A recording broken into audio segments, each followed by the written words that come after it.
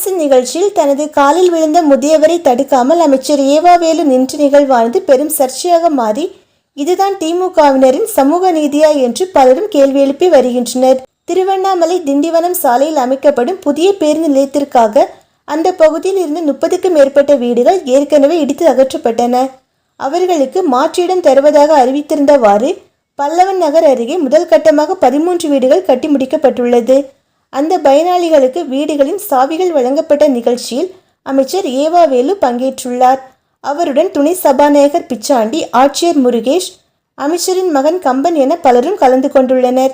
அப்போது முதியவரான பயனாளி ஒருவர் அமைச்சர் ஏவாவேலு, அமைச்சரின் மகன் கம்பன், துணை சபாநாயகர் ஆகியோரின் காலில் விழுந்துள்ளார். அதற்கு எந்த மறுப்பும் தெரிவிக்காமல் அமைச்சர் உள்ளிட்டோர் அப்படியே பார்த்து கொண்டு நின்றுள்ளனர். முதியவர் தனது காலில் விழுவதை தடுக்க அமைச்சர் முற்படாததால் இதனை பார்த்தவர்கள் அதிருப்தியில் முகஞ்சுளித்துள்ளனர். இதுதான் திமுகவினரின் சுயமரியாதை கொள்கையா என்று சமூக ஆர்வலர்கள் பலரும் கேள்வி எழுப்பி வருவது குறிப்பிடத்தக்கது.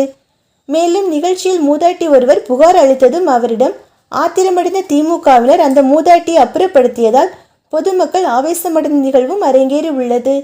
திமுகவினர் சுயமரியாதை, சமூக நீதி குறித்து மேடைக்கு மேடை பேச மட்டும்தான் செய்வார்கள். ஆனால் நடைமுறையில் அப்படி ஒன்று அவர்களுக்கு தெரியாது என்றும் திமுக அமைச்சர்கள் மு.க. ஸ்டாலின் காலிலும் அவரது மனைவி துர்கா ஸ்டாலின் காலிலும் விழுகின்றனர்.